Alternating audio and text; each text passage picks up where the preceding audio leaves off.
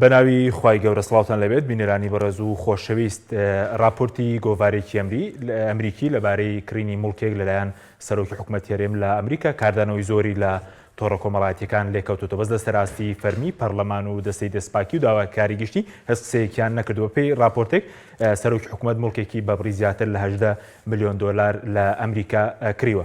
بەڵام تاکو ئێستا نە پەرلەمانی کوردستان و دەستەی دەستپاکی و داواکاری گشتی هیچ قسەیەکیان نەکردووە و داوای نەکردووە کە لیژنەیەک لە بارەی پرسەکەەوە پێک بهێنرێت و لە سەراستی حکوومەتی هیچ ڕوونکردنەوەیەک لەو بارەیەوە نەدراوە. لە بەرنامەی ئەمڕۆ قسە لەسەر ئەم پرسە و وردەکاری لێکۆڵینەوە لە سەرەتی سەرەت و سامانی بەرپرسان دەکەین و قسە لەسەرەوە دەکەین بۆچی لە کوردستانە دەستگایەک نییە لێکۆڵینەوە لە سەرەت و سامانی بەرپرسان بکات.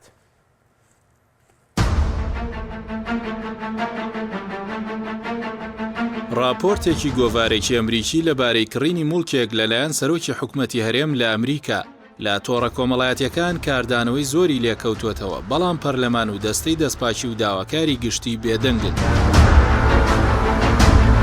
گۆڤاری ئەمریکا پۆسپێکت راپۆرتێکی بڵاو کردوێتەوە تێیدا باس لەوە دەکات مەسرور بارزانی سەرۆکی حکومەتی هەرێم مڵکێکی گەورەی تایبەت بە دەرمانخانە لە شاری میامی لە ویلایەتی فلۆریدا با بڕی 18 ملیۆن و 300 هزار دۆلار کڕیوە کە فراوانیەکەی دەگاتە 12,000 پێی چوارگۆشە. گۆڤارەکە دەژڵێت ئەو باڵەخانەیە بە ناوی کۆمپانیایەکی وەهمیەوە کردراوە، بەڵام لە ڕاستیدا مەسرور بارزانی سەرۆکی ئەنجومەنی وەزیرانی هەرێم خاوەنیەتی و بڵاوکردنەوەی راپۆرتەکە کاردانەوەی زۆری لە تۆڕە کۆمەڵایەتیەکان دروست کرد و هاوڵاتیان ڕەخنەی توند لە دەسەڵاتدارانی هەرێم دەگرن و داوای ڕوونکردنەوە دەکەن، بەڵام سەرۆکی حکومەت و حکومەتی هەرێم بێدەنگیان هەڵبژاردووە، بابەتەکەیان ڕەت نەکردووەتەوە.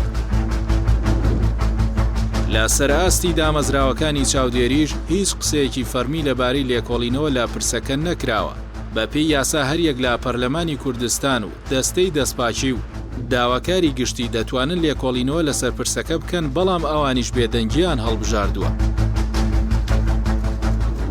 راپۆرتی گۆڤار ئەمریکیەکە لەباری کڕینی مڵک لەلایەن بەرپرسانی هەرێم لە ئەمریکا لە کاتێکدا پێشتریش لیژنەی دارایی پەرلەمانی عێراق باسی لەوە کردبوو لە نێوان ساڵانی 2006 بۆ 2014 13 ملیار دۆلار لە ڕێگەی 5 بانکی هەرێمی کوردستان براوەتە دەرەوە. بە پێی زانیاریەکان بەرپرسانی هەردوو پارتی دەسەڵاتدار لە وڵاتانی ئەوروپا و ئەمریکا خاوەنی شوقە و ڤێلا و باڵەخانەن، بەڵام هیچ دام و دەستگایەک نییە لێپرسینەوە بکات.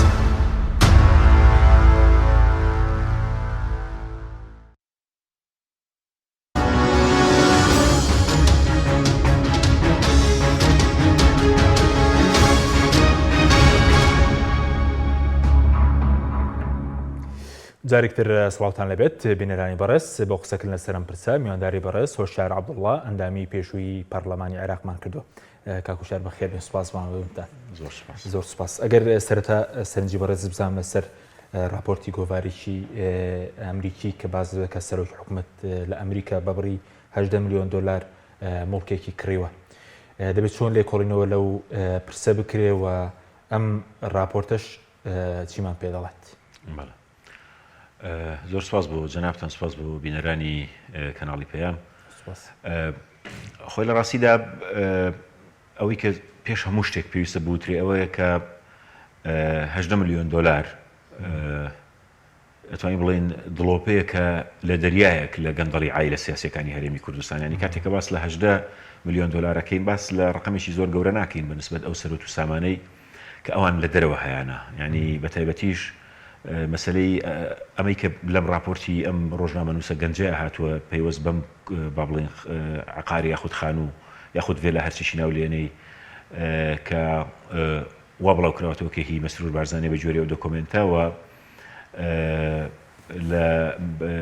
لە ویلایەتی فلۆریدایە لە مەیامی. ئەمە یەکێکە لەو عقارانە عایلە سیاسیەکانی هەرێمی کوردستان بە گەورە و بچووشیانەوە، ینی بە عایلە سیاسی بچووک و گەورەکانەوە لە ئەمریکا، لە ئەوروپا، لە خلیج، لە زۆربەی ئەو وڵاتانە عقاری زۆر زۆر گەورەیان هەیە و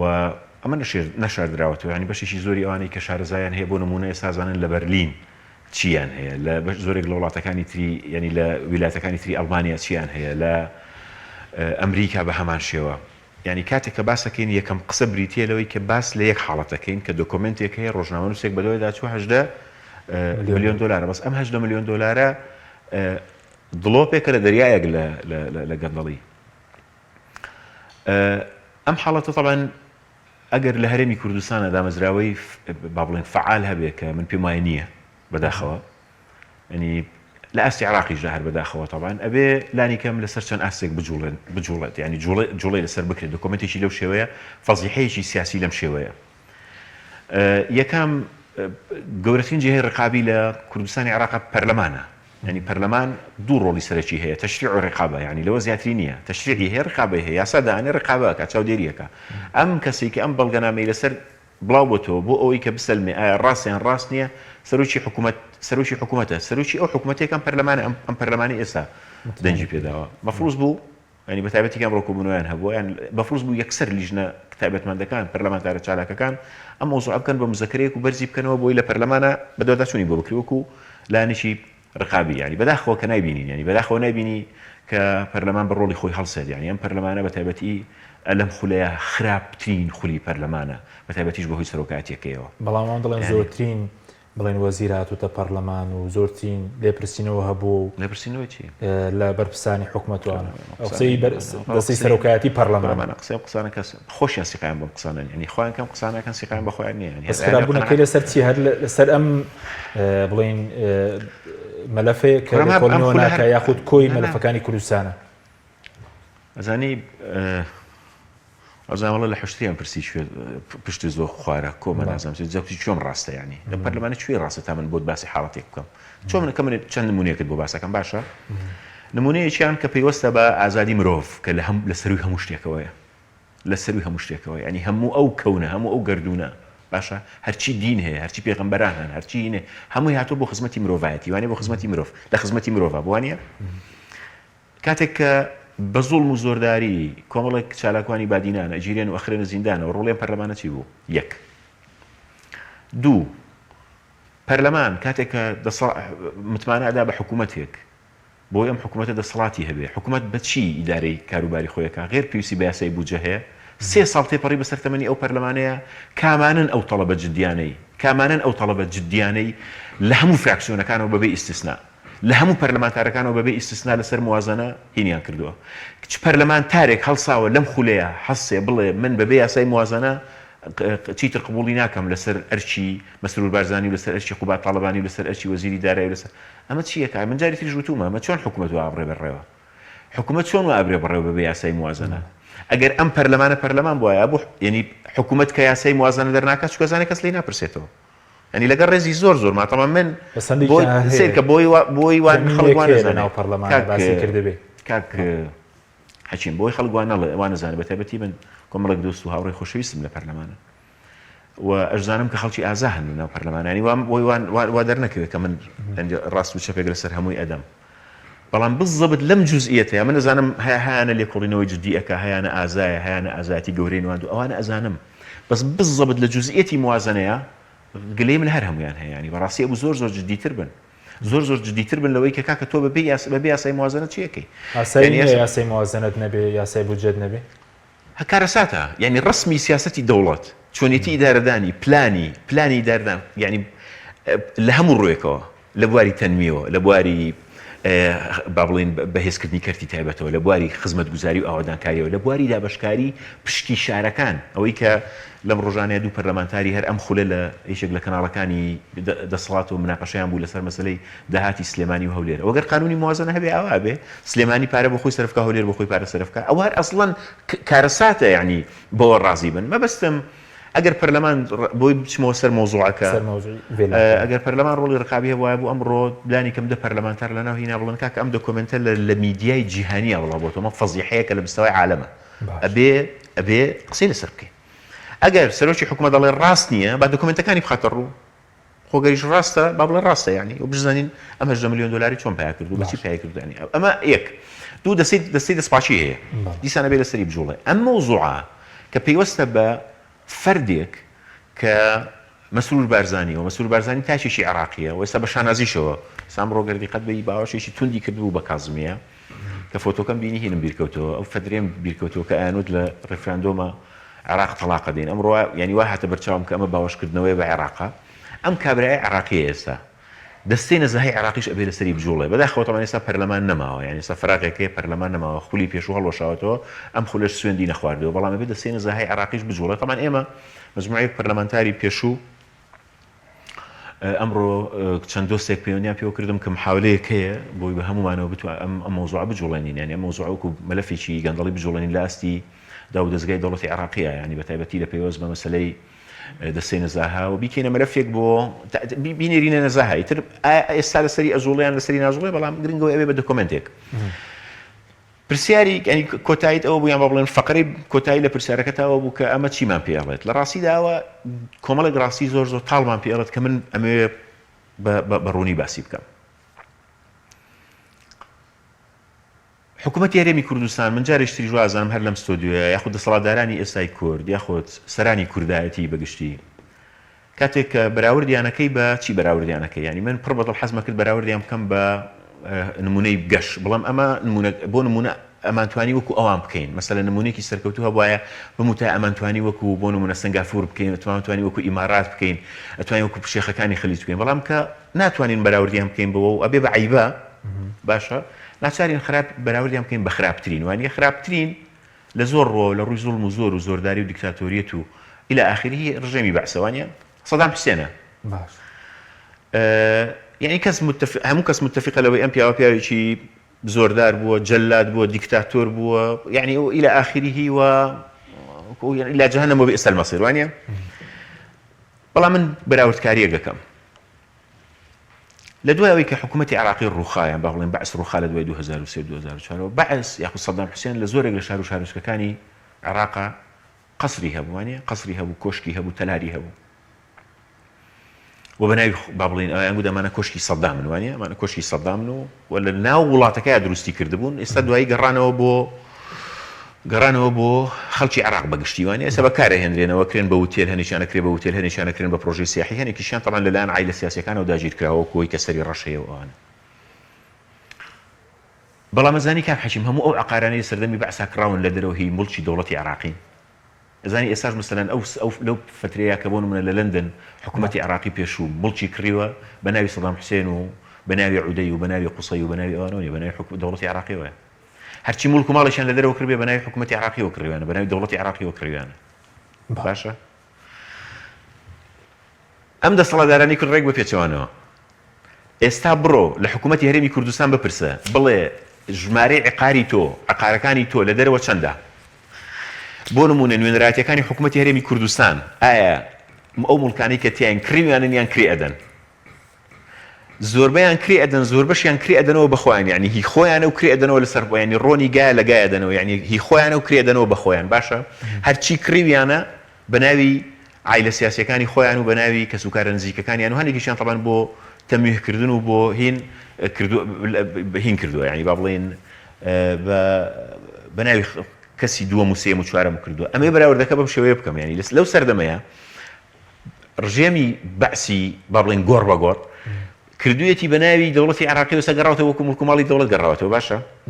ئێستا ئەوانەی کەن بە ناوی عایلە سیاسیەکانی خۆیان و نەیان کردو بە ناوی بۆ نمونە حکوومەتی هەرێمی کوردستان بە ناوی وەکو عقاراتی دەوڵەت نییە یعنی بڵێ هێنی بکەن کردویان بە ناوی کێشەکەی لە چیدایە بۆ نمونە ئەمێ بەراوردێکە بۆ بکەم کە ئەمانە هەرێمەکەی خۆیان و وڵاتەکە بە هی خۆیان نازانن ئەمێ پێت بڵم کە ئەوانە هەڵدەستن ئەم هەرێمەیان وێران کردو ئێستا دوو نمونەت بۆ باسەکەم لەسەر سلێمانی و هەولێر شارەکانیان وێران کردو بۆ ئەوی لە دەرەوە بۆ خۆیان بڕۆن عقار بکڕن ئەگەر دەرفەتم بەی بەس دوو نمونە باسەکەم یەکیشیان لەسەر سلێمانی ئەوتریان لەسەر هەولێر باشە لە داگیرکردنی زەوی و مڵک بزڵ باش ببوورە هەولێر ئێستا باس لەوە کرێت کە پرۆژەی 150 و پرۆژەی 130 و 100 و توزانم 120 و هەموو ئەوانە یەک بێ دوای یەکا دروستەکرێ خەڵکیشی زۆر پێیان وایە ئەمە لە ئامانجی سەرەکی بریتیە لە خزمەتکردنی هەولێر و گەورەکردنی هەولێر و ینی هەولێر خۆی لە ڕاستیە ئامانجە سەرەکیەکە بریتی نیە لەوە ئامانجە سەرەکیەکە بزڵ بریتیە لە داگیرکاری هەولێر هەموو ئەو پرۆژانەی کە کراوە بە ناوی وەبەرهێنانەوە ئەو زەویانەی لەوت کەوتونەتە ئەو چوار دەورەوە هەر هەمووی فرۆشراوە بە ناوی استثمارەوە هیچ ئەو جادەکەی پێکراوە هیچ ئۆجادەکەی پێکراوە منەتی ئەوانی تیانە بەشی زۆریشی ئەوەی کە ئەم زەویانە زەوی هەرە باشەکانی ئەو چواردەورە دراوە بە کۆمەڵێک بازرگان لە هەنیشیان هێرم نین هی دەرەوەی هەرێمن پێیان دراوە و بە پارەکەی بەو پارە زەخمەی کە دەستیان کەوتووە یعنی هەموو دروستکردنی هەموو جادەیەکی زیاتر لە هەولێر دۆزینەوەی زەوی بە نرخ و زەوی بە بەهایە بە ناوی ئیسtismarەوە بۆی بیفرۆشن و دابەشی بکەن و بیدەن جا بە ناوی کۆمپانیاوە بە ناوی چیەوە هینی بکەن بە ناوی با بڵێن بینای گەورەوە بە ناوی شوقەی سەکەنیەوە بە ناوی هۆتێلەوە بە ناوی شاری گرنگرنجەوەی کە بۆ دەوڵەمەندەکان دروستەکرێت لە تایپی گوندی ئیتاڵی و نازانم ئینگلیزی ئەوانەوە ئامانجەکە بریتێلەوە کێشەکە چییە ئەو پارە زەخم و گەورەی کە وەریەگرن لەو زەوی وزارەی کە دابەشیان کردووە کە هەر هەمویان فرۆشتووە کە ئیتر مڵکی خەڵکی هەولێری ئازیزی پێوە نامێنێ کە ئیتر هەولێر سبەینێ عائیلەیەک ئەمڕۆ بۆ نمونە دەکەسە سبەینێ کوڕە و ژنەهێنێ و کچە و شووەکە و گەورە ئەبێ و پێویستە زەویەکی هەبێ نامێنێ نییە چکە ئۆڵڕێدی لەسەر ئەو ڕێگایانە فرۆشراوە بە سەوزی خوراوە و بە پارەکەشی چیەکەن خۆ بە پارەکەی هەڵاستن بڕۆن بۆ نمونە کۆمەڵێک کارگە و کۆمەڵێک دەستی کار و هیمکەن نا ئەچن لە دەرەوە مڵک و ماڵی پێکردن ئەچن لە دەرەوە عقاراتی لەو شێوەی پێکردن ئەچن لە دەرەوە بازاڕی پێکردن ئەچن لە هەمووشی بۆ عایلەی بۆ خۆیان ینی بۆ عایلە سیاسیەکانیان یعنی ئەمە بجۆرێکە لە داگیرکاری یعنی لەلایەکەوە وات نیشانە داڵێ ئەمە ئاوادانکاریە ها من جادت بۆکەم ها من ئەوە سەوبیستیم بۆ کردی ها من ئەوە بەڵام لە ئەساسا خەڵک ئەوە نازانێت کە ئەمە لە ئەساسا داگیرکاری شوێنەکەی داگیرکاری ئەو پارەی کە بۆ دروستکردنی شەقامەکە بەڵێ ئەوە بە ناوی پرۆژەوە بەرهێنانەوە هەمووی فرۆشنەوە سەخۆ دەزانی هەولێر سنتەرێکە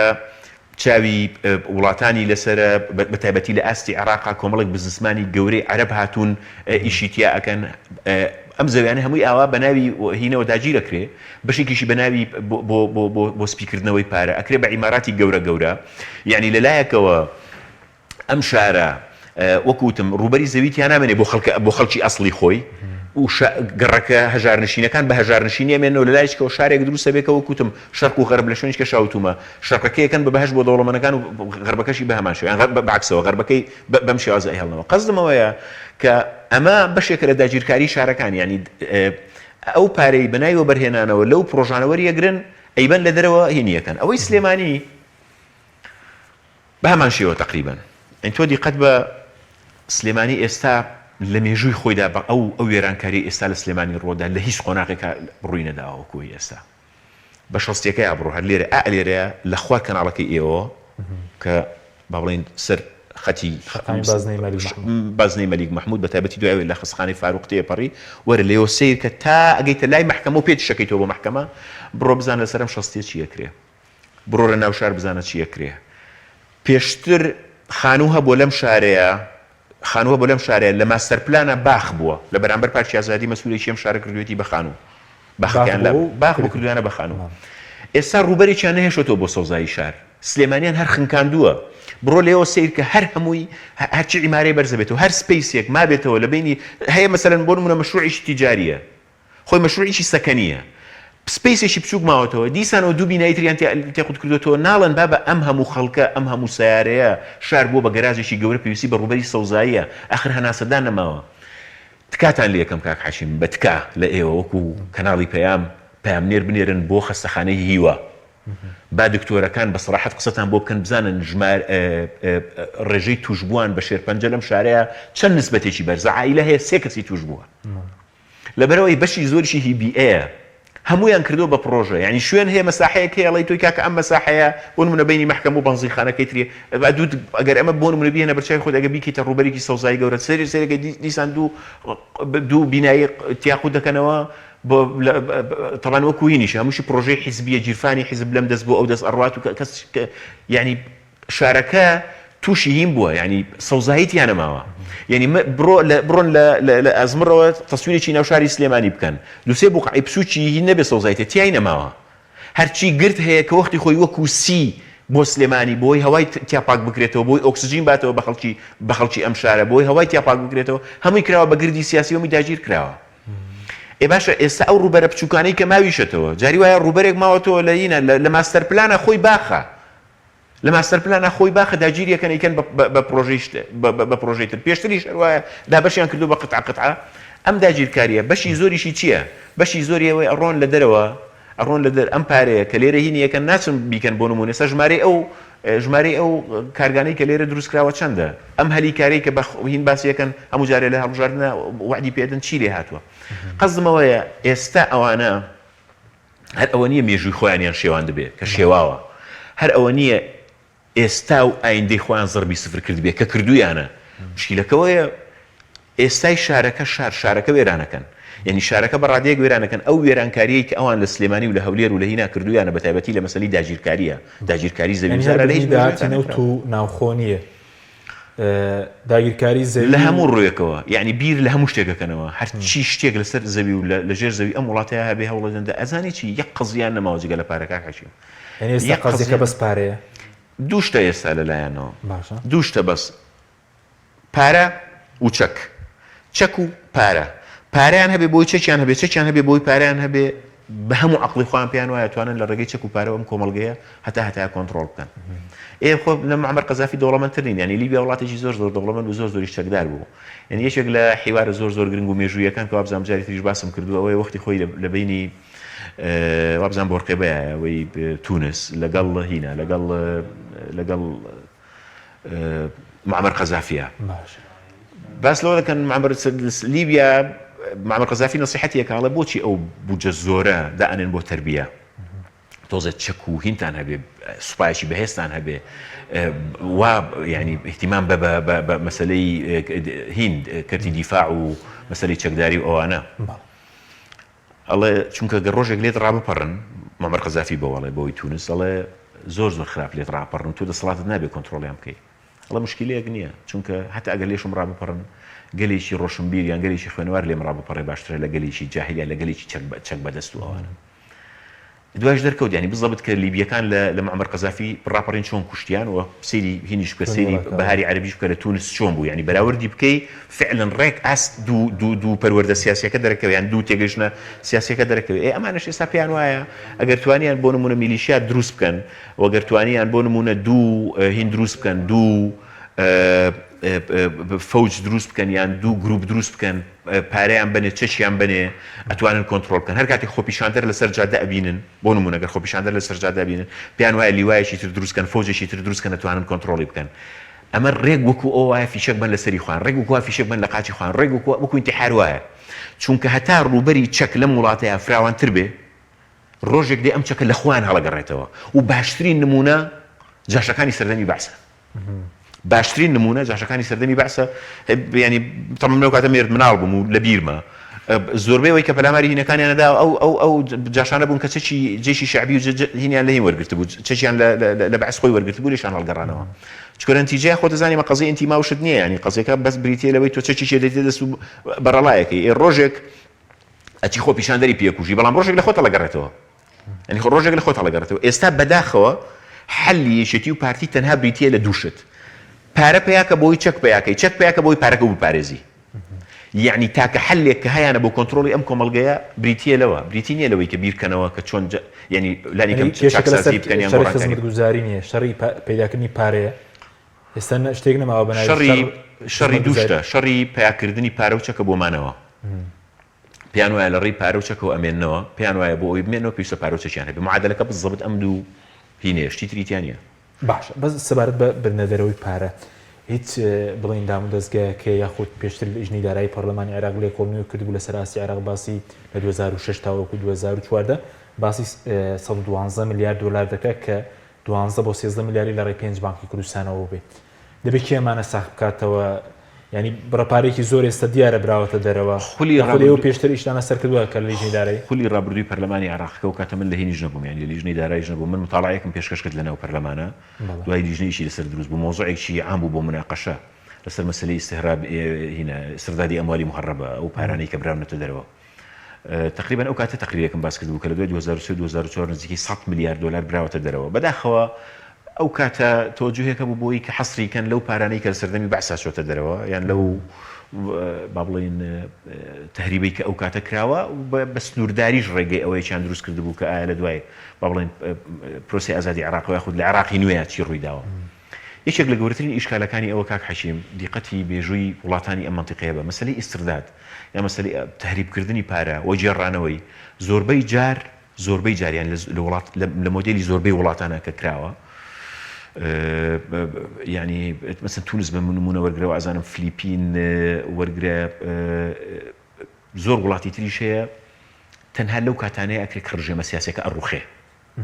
یعنی کە ڕژێمە سیاسەکە ئەڕوخێ دوای ئەسنەسەرەوە عادەتەن زۆر قورسە لەوەی کە وڵاتێک هێشتان بڵن ڕژێمێکی سیاسی هێشتا لەسەر حکوم ما بێت و ئیسرداد کرا بێ یاخوتی عادەتەن کە نظامەکەکەوێ دوای ئەکەونە یعنی بەوەی کە با بڵێن ئەبێ بە ڕژێمی پێشوو من بۆ خۆم بەش بە حاڵی خۆم پێم وایە تا ئەو کاتەی ئەم لعبەی سیاست و مەسەلەی دەسەڵاتدارانی هەرێم و عێراق بەم مۆدێلەی ئێستا کە هەیە ئەم مۆزاییکەی بینی شیع و سونە و هین ئەم چوارچێوەی کە ئێستا پاراستویانە ڕەنگە مەسەلەی قسەکردن لەسەر هێنانەوەی پارەی بردنە دەرەوەی پارێخ ئەو پارەی کە براوەتە دەرەوە تۆزە قورس بێ ئەگەر نا مەسەلەی بەڵگەی ئەوەی کە چۆن تەهری بکرێ و لە ڕێژ بانکێکەوە تەهری بکرێ و چی ئەیباتە دەرەوە و ئەو عایلە سیاسیانە چیان و لەکوێ مولک و ماڵیان کڕیوە و لەکوێ عقاریان کڕیوە بەڵگە زۆرە بەڵام مشکلەکەەوە ئەگەردا و دەستگای دەوڵەتت نەبێ لە پشتەوە بۆی بڕۆی بەدوایە تۆ لە نتیجەیە هەروەکو سۆران عومەرت لێکەن یعنی تۆ سوورەزانی ئەم پەرداخە ئەوە هی منە بەڵام لەبەرەوەی تۆ سوڵتەی تو مؤسساتێکیش لە پشتەوە نیە بۆی قانون لە پشتەوە نیە بۆی بیسەلمێنە کە ئەمە بۆ منە هی منەیان لە نتیجەیە تۆ تۆمەتبارەکەن یعنی ئەمە ئەگەر نا هیچ کەسێک هەیە گومانی لەوە هەبێ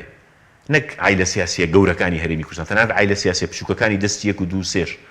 دنیایەک عقار و دنیایەک ملک و ماڵیان نیە لە دەرەوە کەسێک گومانی هەبێتەوە برنە دەرەوەی پارە بڵێن پاسپۆرتی وڵاتانیشان زۆر کڕیوە ئەوانە چونکە کاگعالی ئامارێکی بڵاو کردووە باسی لەو جگە لە سەرانی هەردوو دەسەڵات زیاتر لە 600 بەرپرس خۆیان و خێزانەکانی حەکیم ئەمە بزە بدوایە طبعا ئەمە بوعدێکی هەیە واز لە بوعدی ئەوە بێنە ئەو گەندەڵیە بێنە کە مەسەڵەن چۆن توانیوانم پاسپۆرتی دووەم و سێم بکڕن یان چۆن هێنی بکەن بەڵام بەڵگەی هەرە گەورە بریتە لەوەی کە ئەمانە بە هیچ شێوازێک بەتەمای ئەم وڵاتە نین و خۆیان بە میوان نەزانن ینی خۆیان بە میوان نەزانن و لە ڕاستیدا وەکو هینوان ینی وەکو میوان خۆیان سیرەکەن لە وڵاتەیە پیان وایە ڕۆژێک دێت ئیتر بەم شێوازە بۆیان ناچێتە سەر بەس پێ دوای ڕۆژە دوور نییە بۆ ئەم دەسەڵاتە یان نزیکە ئەزانی پێم وای زۆر ماونەتەوە ینی بەراوردی بکەی بە ڕژێمی ئەم منتیقەیە و بە معادلاتی ئەم منتیقەیە زۆر ماونەتەوە ینی 30 ساڵە ئەمانە لەسەر حکمن تقریبا لەم هینەیە ئەو خطابەی کە بەدەستیانەوە گرتووە کە خطابی فشەی قومیە کە خطابی مزایدەکردنە بە ناوی کوردستانەوە مزایدەکردنە بە ناوی پێشمەرگەوە مزایدەکردنە بە ناوی ئاڵای کوردستانەوە مزایدەکردنە بە ناوی گوایە دیفاع لە میلەتی کوردەکەن کەس بەقەدەر ئەوان میلەتی کوردی نەچەوساندوتەوە مزایدەکردن بە ناوی ئەوەی گوایە ئەوان پارێزەری نەتەوەی کوردن کەس بەقەدەر ئەوان ئیهانەی نەتەوەی کوردی نەکردووە مزایدەکردن بە ناوی ئەوەی گوایە ئەوان لە هەموو کەسێک دڵسۆزترن بۆ کورد کەس بەقەدەر ئەوان ئیهانەی کورد و دژایەتی کوردی نەکردووە کەس بەقەدەر ئەوان وێنەی کوردی لە دەرەوە ناشێری نەکردووە یعنی وێنەی کوردی ئێستا بۆ بە وێنەی گروپێک کە ناتوانن چوار پارێزگا ببن بەڕێوە و پڕپڕن لە گەندەڵی لێوان لێون لە گەندەڵی شەڕی ناوخۆکەن پێشتر ئەو مەشین و ئەدەواتی کە لە بەردەستیان نابوو لە سەردەمی حکوومەتی عێراقیان ما بۆ ئاودیوی ئێرانیان کرد دوای ئێستا خەریکی دزینی نەوتن خەریکی ئێستا تۆ پێ دوای شەریکات کە شەریکاتی نەوتی بەم شێوازەی کە یعنی بۆ نمونە پێت وایە نازانن کە بۆ پێت وایە نازانن ئەوان کە بۆ نمونە نرخی گواستنەوەی بەرمیلێک نەوتەکەنە $11 دابەشیەکەن بەسەر کۆمپانیا حیزبیەکان و بەشێکیشی تێری ئەوەی پێکەن کە کلکاتی وڵاتانیی دەرەوتی وڵاتێکی وەکو تورکیاکەن پێت وایە وڵاتانەمە نازانن پێت وایە کۆمپانیاکانەمە نازانن ئەمە قیمەی شکستە پێت وایە ئەمە ئەسڵەن ینی کەس دوژمنی کورد نیە سەلام دوژمنی دەرەجەیەک ئەوانن دوژمنی وەکو خەڵکی کوردستان پێ بڵم هیچ کیانێک هیچ وڵاتێک هیچ کیانێک هیچ وڵاتێک مەهماکەن سەرکەوتوو بێ نییە کە نەیار و ناحەزی دەرەچی نەبێت باش یعنی ئەمە جۆرێکە شتێکی حاڵەتیش طبیعیەکە هەموو کیانێک هینی هەیە تۆس مەسەن ئێران سیر کە دەوڵەتە خۆ چواردەوری بزانێت چێشی تازەترین کێشەی بریتێ لە کێشەی تاڵیبان وانە کە بۆی دروست بووە عراق بە هەمان شێوە دووەلی خلیج بە هەمان شێوە هیچ وڵاتێک هەتا ئەمریکا رووسیا کام وڵاتێکە ئێستا یابان گەورەترین کێشەی بۆ نمونە بریتێ لە سین کە تادی اقتصادەکەی زیاتر گەورە بێەوە لە هەموو ڕێکەوە منافسەیەکە ئێستا مەسەڵەن سین خەریکە دێتە ناو ململانەی منافسەی سیاراتی شەوکە پێشتر مەسەڵەن یابان بۆ نمونە تیایدا ڕۆڵی گەورەی بینیوە بەڵام گەورەترین دوژمنێک کە دەرقەتت دێت بریتە لەوەی کە تۆ لە ناو خۆدا کۆمەڵی خەڵکت هەبێ خاوەنی قەزیە نەبن لە ناو خۆدا هەموو قەزەکان بوو بێ بە پارە لە ناو خۆدا هەموو قەزەکان بوو بێ بە فەرسەفەی مانەوە بە زوڵم و زۆرداری و ستەم ئەمە زۆر کارەساتە یەک دوو شتێکی تر بۆی کە تێبگەی ئەمانە قەت خۆیان بە خاوەنی ئەم وڵاتە نازانن ئەوەیە کە هەر هەموو شتێک سووکەکەن سوکایەتی بە هەموو شتێکەکەن وەکو بەڵا جەنازم ینی نمونەی بۆ بێنمەوە بەس نمونە زۆر بەینی تازەترین نمونە مەسلەی ئەم خۆپیشاندانی خوێندکارانە باش تۆ سەرۆکی حکوومەت بە خوێندکار بڵێ تۆ حەقی ئەوەت نیە دەرماڵە وەرگری و بێ وەکو معلوماتی شوێ بفرۆشێتەوە بڵێ لە دنیادا شتیوانی ئەمە خوێندن بە خۆڕایی بێ و خەڵک داوای دەرماڵەش بکە کەچی تۆ یەک دنیا خەڵک هەر لە ئەوروپا و پەرلەمانتاری وڵاتای بۆ نمونە سوید خەڵکی تروتیان بە ئێمە ئاوایە هەیە بە قەرزی با بڵێن درێژخایەن هەیە بە منحا هەیە یەک دنیا نموزە ئێستاش نەهاتە سەر تەلەڤیزیۆن بڵێ بابە من داوای لێبوردنەکەم غەڵەتم کرد ئەمە هی ئاهانە با بڵێن سوکاتی کردن و ئیهانەکردنی خوێندکارە وانە کە داوای مافێکی سەرەتایی خۆی کردووە باش لە لایەکی ترەوە هەر لەم زۆنەی خۆمانە سەرۆکی حیزب چی بە خوێندکارەکان هەڵە دەوام مەکەن یەک مامۆستا غایبتاندا مامۆستاکان پێشەوە نێرینەوە نمونەیەکت بۆ باسەکەم بالضبط لەبیرم نێت یعنی ڕەفیق کام ڕەفیقم باسی کرد ناش بۆی نامێ بە هەڵە ناوەکەی بێنم بەڵام دڵێمە ساگەرجوێی لەم بێزانێ باسی ئەوەکەم وتی لە سەردەمی بەعسا کێشەیەکم هەبوو لەگەڵ نەزم ئەمیش نەقڵ ببم سەرۆکی زانکۆکەم بۆی نەکردم ڕۆژن لای وەزیری تعلیمی عالی ڕۆژ وتم بەڵکو جەناب یارمەتیم بێ جەناب وەزیری تعلیمی عالی سەرۆکی زانکۆ بۆم ناکرد وتی تۆ بە هەموو عەقڵی خۆت هاتوویەتەوە من تەدەخولی ئیشی سەرۆکی زانکۆ بکەم بابە سەرۆکی زانکۆکەت ئەو ڕازێنێ چۆن نەتوانم تەدەخول بکەم ئەو کە بەعسە وترا هیچ شتێک سنووری نییە و ئێستا چۆنە بێ سەرۆکی حیزب بەسەڵ چ پەیوەندی بینەوە تۆ تەدەخولکەی مامۆستا وەڵا بنێریتە ماڵەوە جا کارەساتەکە هەر بریتی نیە لە قسەکەی ئەوها کارەساتەکە بریتیە لەوەی لەو هەموو مامۆستای زانکۆیە من بۆ خۆم بەش بە حاڵی خۆم هیوادارم هەبوو بێ من نەمبینی بێ کاردانەوەی یەک مامۆستان بینیوە مامۆستای خاتونێکە لە تویتەر بازانم کچەکەی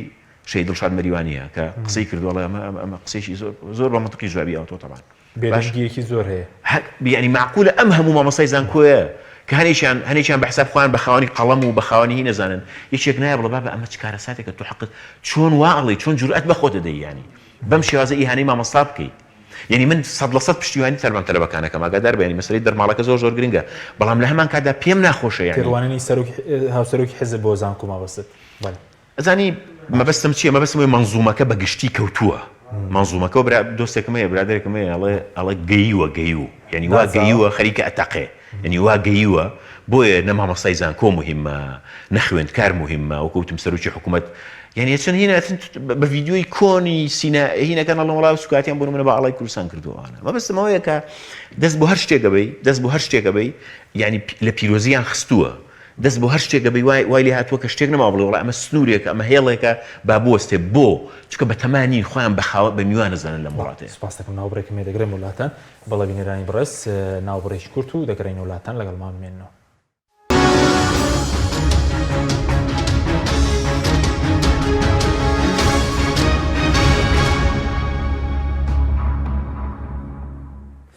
جارێکتر سڵاوتان لەبێت بینەرانی بڕست کا کۆشەر بکرێم و لای بڕست هەر سەبارەت بە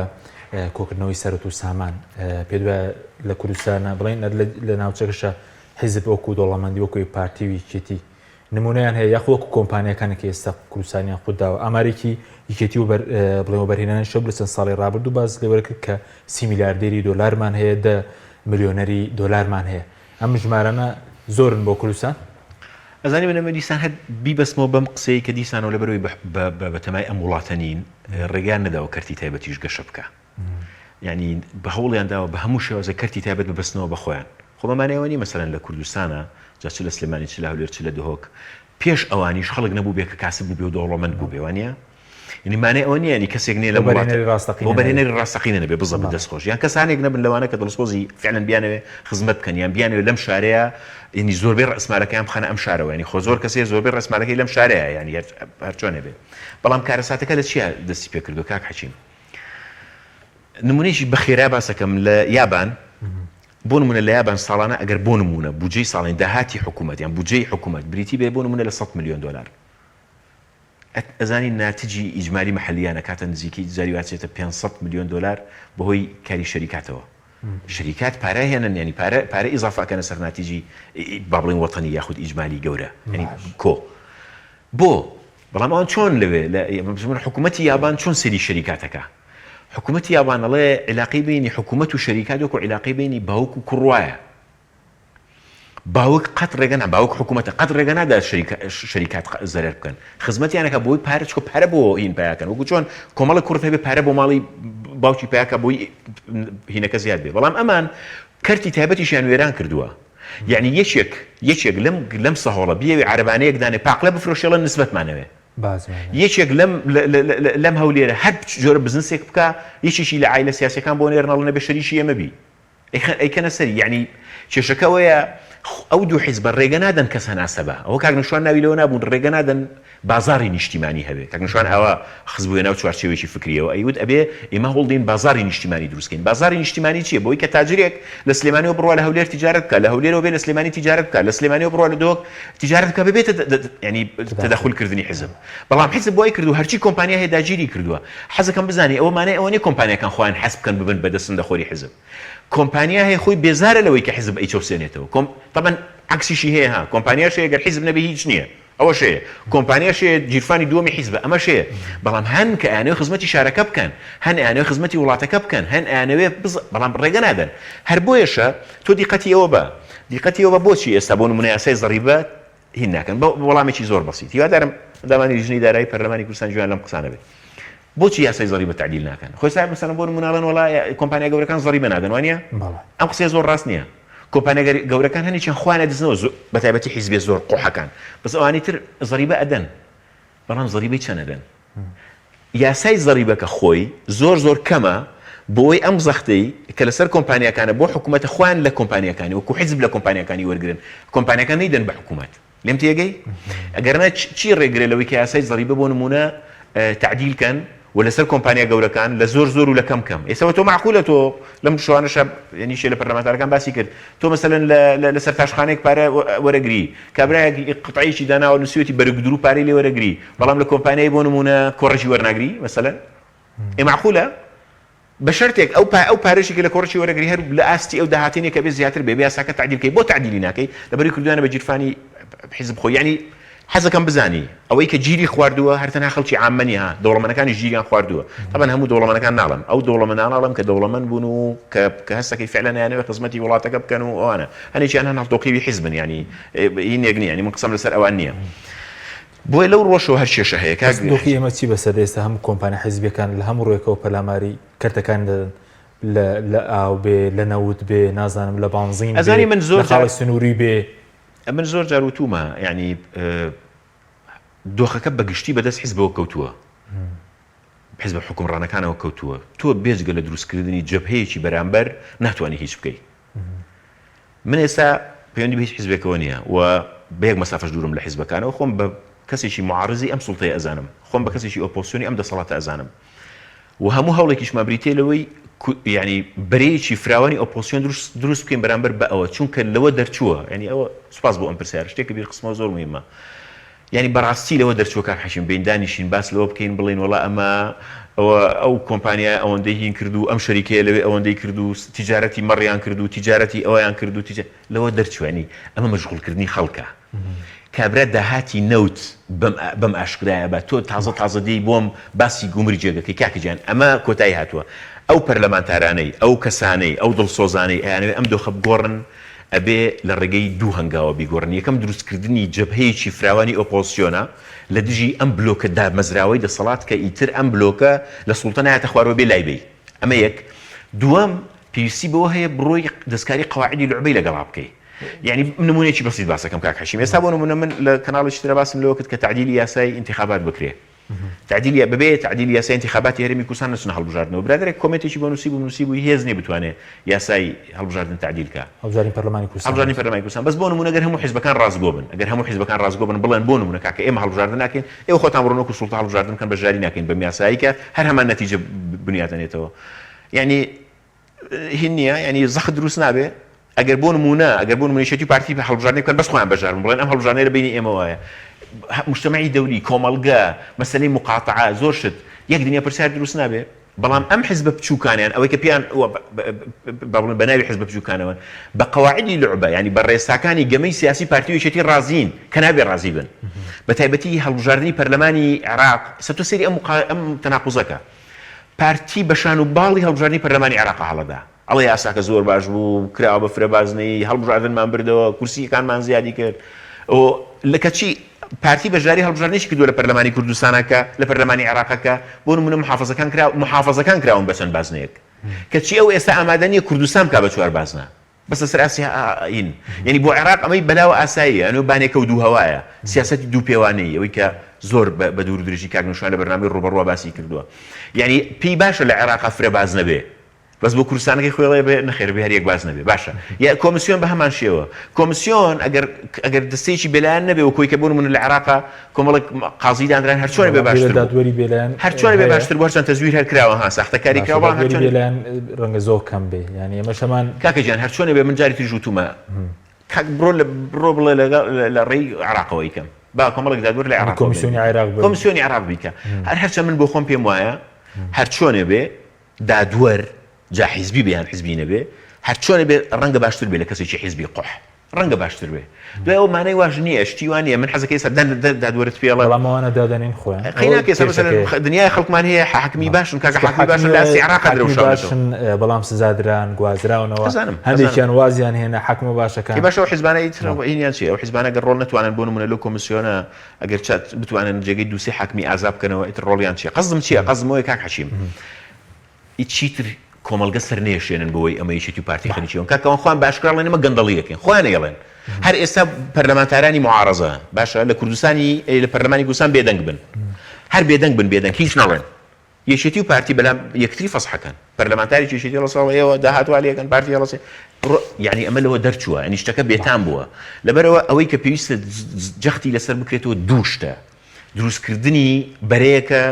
بۆ بەرامبەر ئەوان دووەمیش بریتە لە دەستکاریکردنی قانونی هەڵبژاردن و مەسەلەی کۆمیسیۆن باشە بەس باسی نەوتەکەشت کردوتە دەبێت لە کۆڕنی سەر بکرێت دەبێت سەرنجی بەڕێز بدام دوایین راپۆرتی دیلۆیت بڵاو بۆتەوە کە 6 مانگی یەکەمە یعنی ئەو 6 مانگی یەکەمی 2021 لەسەر دیلۆیت بخەریکە هاتوومە سەر قەناعەتی طبعا دیلۆیت ئەرقامی دقیقی زۆر تایە بەڵام باسی 4 میلیاردەکە داهاتەکە 1 میلیارد و 737 بۆ وەزارەتی دارایی بووە لە 142 یعنی 158ەکە ڕۆشتۆ نازان بۆ قەرز و کرێیبۆری و هەمووی داپۆشینە جار تریش باسم کردو کە حەشیم ینی ئەمەم لە قانونی موازنەی 2019 باس کردو وڵی لە 2021 باسم کردووە کاکە جیانیانی باسی یەکەم هەموو جارێڵم ئەم بۆ نمونە ئەم کری گواستنەوەی معقولە لە سایت چی لێدەن بە کۆمپانیای کارەوەی لە 16 شێدەن بە گازپرۆم و بە نزیکەی چەند ڕوزنەفت عفو ڕوزنەفت ئەیدەن بە ڕوزنەفت ئێوەی بسەنکار هیچ شەیە بۆ نمونە ئیدەنەوە بە حیزبەکەی خۆیان بەشێکی زۆری ینی لە هەموو بەرمیلێک بۆ نمونە 4 دلار بنەوە بەس لە هیچ وڵاتێکەیە بۆ نمونە لە خاکی خۆتدا لە 111 داهاتی نەوت بدەیت بە کۆمپانە لەکوێدا هەیە لە هیچ شوێنێکە ئەوە گەڕانەوەی بۆ جیرفانی حیزب قوربان ئەی میدیا ئەو میدیانەوتیانە بەچیە بن بەڕێوە ئەو لەشکرێت چەکدارە بەچی دروستەکەن ئێستا خۆ پێم وتیوتم هەتا خۆ پیشاندانە کڕێوان بیر لەوەکەنەوە چەکداری زیاتر دروست بکەن یانی باش کاتم کەمەوە بەس سەبارەت بە مەسەلەی داعشیش سەری هەڵداوەتەوە ئەو دۆخەشکە لە ناوچەدا برێنراوەکان هەیە بەڕێزت پێ وایە دەرەنجامی چییە یاخود چی لە کوردستان بێت چی لە عێراق بێت دەسەڵاتداران سود لە داعش وەردەگرن داعش ئێستا بووە بە وەرەقەیەکی لە تویتەریشا باسم کردو بووە بە وەرەقەیەکی ئیقلیمی و ناوخۆیش ئیقلیمی دیارەکە هەر جارە و دەوڵەتیشی ئیقلیمی هەوڵدا وەکو کارد بەکاری بێنێ باشە لە ناوخۆیشا لە زۆر ئاستا بەکاردێنێ بەشێک لە سونەی متەطەرریف بەکاری هێنێ زۆر جار شیعە بەکاری هێنێ زۆر جار کوردیش بەکاری هێنێ يعني ئەزانی ینی داعشی شیعەش و داعشی سونەش و داعشی کوردیش هەیە حەزەکەم بزانی ینی بۆی واضح بێ وەکو وەرەقە بەکاریانە هێنن یەک دوو مەجموعەیەکان تجاری حربن بازرگانی شەڕن و ئیسفا و بۆ معلوماتت مەجموعەیەکی زۆر مەسئولە هەن لە شەڕی داعشە بە ملیۆنان دۆلاریان قازانج کردووە کوردیش و شیعەش و سونەش هەرسێکیان کوردیش و شیعە بۆ معلومات لەسەر شیعە پەرلەمانتار هەبوو لەگەڵ هاتووە لەگەڵ ئێمە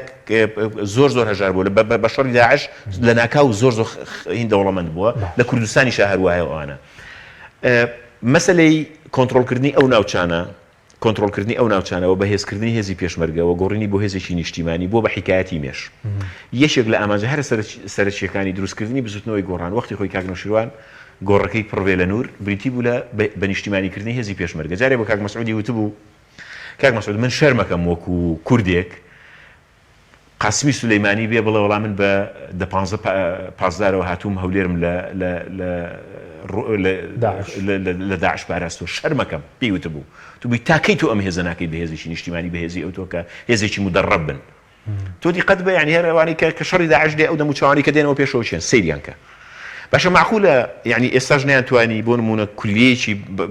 جددی هێزێکی نظامی مەشق و تەدریبێکی ڕێک و پێک یعنی تۆ تەسەور کە لە بەکەم و کورتیش بێ لە موازنەی عێراقیا پشتیان هەبووە هاو پەیمانان خەریکیانن ئەمریکیەکان خەریکن ئەڵمانیەکان خەریکن فەڕەنسیەکان لەگەڵیان خەریکن لەبەرەوەی ئەم چەکان لە دەستی خوانە هێشتۆتەوە تون چەکەکان هێشتۆتەوە نایانەوە بیدەن بەهێنی یەکێتی و پارتی ململانەیەکتری پێەکەن شەڕی خەڵکی پێەکەن ئەچن خۆپیشاندەری پێکوژن ئەچن بەم چەکە کۆمەڵگەکەی پێداپڵۆسن کێشیان نییە ینی تۆ ئەو چەکەی کە بەکاری هێنی لە دژی ئەوە تۆ ناتوانانی بە هەمان شەڕی نەوعی بڕۆی شەڕی ئەوەی داعش بکەیت چکە تۆ لە ئەساسە ئەمەد بۆ ئەوەیە بۆ خوێندکارێکی قوڕبەسەرە کە جگە لە قەڵەم هیچی تری پێ نییە هەمان کەس بنێری بۆ شەڕی داعش ناتوانێت ڕوبەڕووی داعش بێت بەس دۆخی ئەو ناوچانەی سپێندێکی بە ڕیفراندۆمەوە هەیە ئەزانی لێکەوتەکانی ڕیفراندۆم کە 16 ئۆکتۆبەر لێکەوتەی ڕیفراندۆمە هەتا من تەسەوڕەکەم لانی کەم 30 ساڵ تریش کاریگەری سلبی خۆی هەر بەجێ هێڵێت یعنی چ لەسەر ئەو ناوچانە چ لەسەر پێگەی هەرێمی کوردستان چ لەسەر پێگەی کورد و بەداخیشەوەم یعنی لە ڕۆژگارەیە بینی بەشێکی زۆریان بەس بۆ ڕازیکردنی دڵی سوڵتان بەس بۆ ڕازیکردنی دڵی کورد دڵی سەرۆک هەنێکی هەن ئێستا هەن پێیا بوون بەداخەوە بەکوێن قڕە لە سلێمانین لە هەولێرن لە زۆر شوێنن لەعنەت و تف ئەکەنە ڕابردووی خۆیان تف ئەکەنە ڕابردووی خۆیانەوە دوێنێ هاوڕێی بەڕێزم بەیاری ملازم عومەر و تاریخی زۆر جوان نووسی بوو هەیە لە هەشتاکان عێراقچی بووە کاک حەکیم هەیە لە هەشتاکان عێراقچێتی لەسەر فکری ئەوان دروست بووە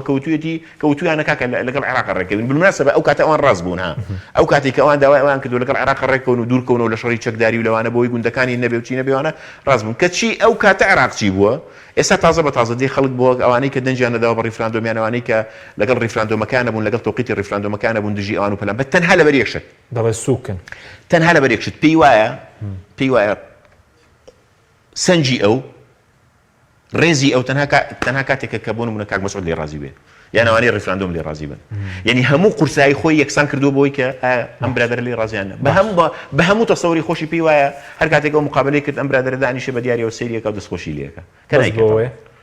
بەس بۆەوەیە باشە بە کورتی وەکو دو پرسیاری سەبارەت بە کۆچکردن هەبوو بەڵام بڵین حکوومەت هەرێمیچ هۆکارێکی نەخستە سەر خۆی هەت لەو ڕۆژانش کاک سعدی پیرە قسەی کردو دەڵێ حیا و شەرەفی ئیدارەی کوردیان بردووە لە دەرەوە وا وێنەیان کردووە یعنی مەسەلەن داخستنی پەرلەمان و ئەو هەموو دزی و تاڵانی و چەتەی و کوشتنی سەردەش عوسمان و کاوەگەرمیانی و ئەو هەموو گەندەڵی و ئەم هەموو ئیهانەیە کەی نەکرێمە حیا و شەرەفی پەرلەمانی نەبردو بەڵام کۆمەڵە خەڵک ڕان کردو لێرە خۆ بالمناسبە بەجاری تریش وتومە زۆر دەمێت کە خەڵک ئەچێ بۆ ئەڵمانیا ئەچێ بۆ ئەوروپا ئەچێ بۆ فەڕەنسا ئەو کەیسانی کە تەقدیمی یەکەن ئەڵەن لە دەستی شێتی و پارتی ڕامان کردو بۆ معلوماتت یعنی زۆر دەمێت کە کەیسەکان وان کەیسەکان زۆریشان دژی پارتین تەمان بالمناسبە بەس قەزم چیکۆ پارتی کاڵم پارتیمە بەسم وەیە کە پارتی دەسەڵاتداری یەکەمە هەموو جارێ من بۆ تۆمەتبارەکەم زۆر دژی پارتیم پارتی دەسەڵاتداری یەکەم نەبووە یەکێتی دەسەڵاتداری یەکەم بووە لە دژی ئەوان زیاتر قسەمە کرد گۆڕان دەسەڵاتداری یەکەم بووە کۆمەڵ سبەی نەبێ بە دەسەڵاتداری یەکەم من وەکو معارەزە دژی کۆمەڵ زیاتر قسەکەم بۆی بزانی کاک حەکیم بەس ئەوان کەی بەتەنگی حیا و شەرەف و ئەسڵەن سوزانن حیا چییە لیان عەرەب قسەیەکی زۆر جوانی هەڵە فاقد الشەیء لا يعطيه کەسێک شتێکی نەبێ ناتوانێت بیبەخشێ سوپاس دەکەم زۆر سوپاس بۆ بەڕێز هۆشار عەبدوڵڵا کە لەم بەرنامەیە لەگەڵ ما بووی سوپاس بۆ ئەوی بینەرانی بەڕێز سوپاس بۆ هاوکارم تا بەرنامێکی دیکە خواتان لەگەڵ